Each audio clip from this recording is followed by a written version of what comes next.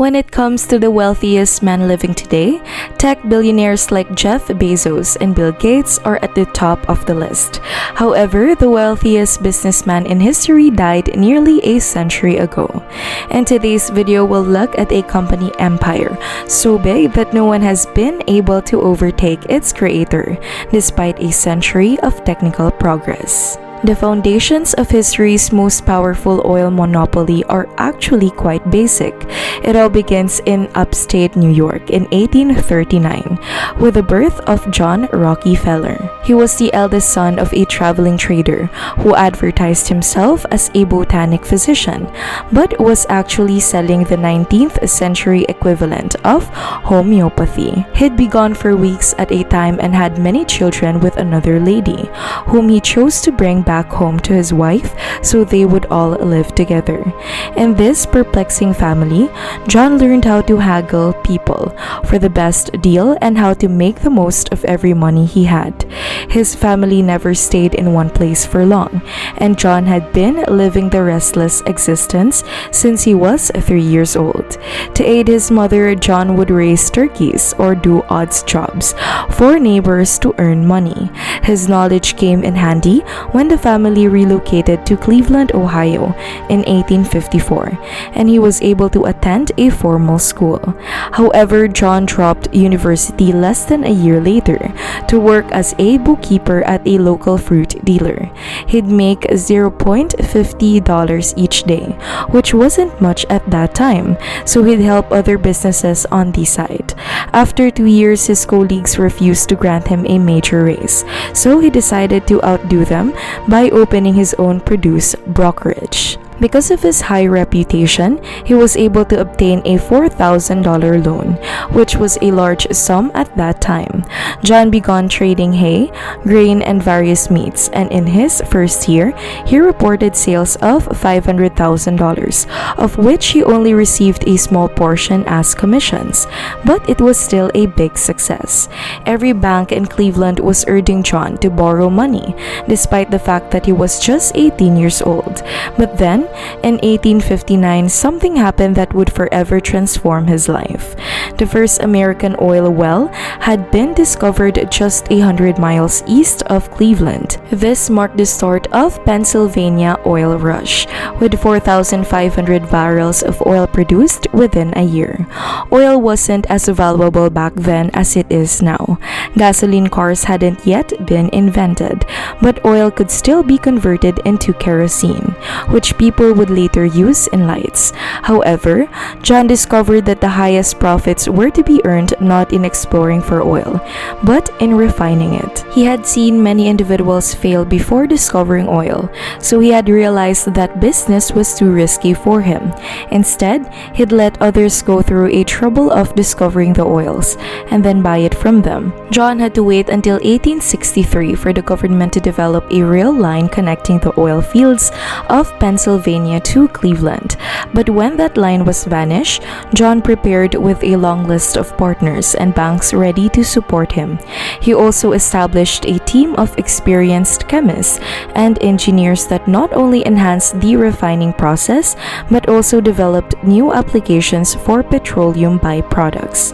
The early Cleveland refineries could only function at around 60% efficiency.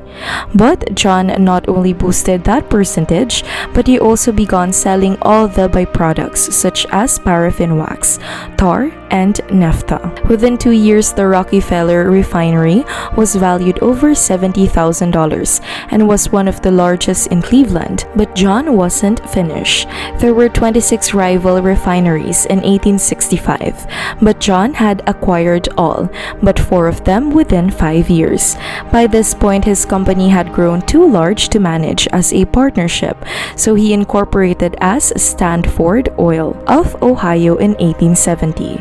To persuade Cleveland's few remaining competitors, John would supply invite them to only and show him his records, proving that he would operate at a loss far longer than they could. In exchange for a fair buyout price, John would offer his competitors places in his own company, therefore gaining control of the industry's greatest minds. Of course, not everyone would give up right away, so John gradually lowered the price of oil and kerosene, sometimes by as much as 80%, to strangle competitors. Unsurprisingly, his method worked. By 1880, he had acquired refineries throughout the northeastern United States and was refining more than 90% of the country's total oil supply. At this point, John was so strong that he would personally invite the owners of the major railroads and negotiate refunds for utilizing their trains. However, the habit of negotiating backdoor transactions enraged the business world. Most industrial commodities were transported by rail at that time, and many large industrialists were concerned that John's abuse of transportation discounts might result in similar monopolization in their industries. Over the next decade, corporate leaders, politicians, and the media would intensify their attacks on Standard Oil. Ohio lawmakers began drafting antitrust rules to bring Rockefeller down, but he was one step ahead. In 1882, he reinforced New Jersey, forming a Standard Oil Trust, which held stakes in over 40 local businesses. Then, to demonstrate his success, John constructed an imposing headquarters for his company on Broadway. This was the pinnacle of Rockefeller's Standard Oil. He had 20,000 oil wells and 4,000 refineries, miles of pipeline, and employed approximately 100,000 workers. However, his grip on oil business was slipping, both locally and internationally. Massive oil deposits had been discovered in Russia and Asia, and were being developed by the Rothschild family, who went to great length to deliver that oil to America. Worse, the federal government established the Sherman Antitrust Act in 1890, giving legislators the authority to go after the Standard Oil Trust itself. Of course, the intricate legal structure underlying all of the firms made investigation difficult, which is why the government couldn't actually break up Standard Oil until 1911. However, by that time, John Rockefeller had already crashed out and was no longer actively managing the company. Over $500 million in dividends had been paid out by this company in the final 20 years of its existence. According to some estimations, Standard Oil's true worth and its peak was $1 trillion.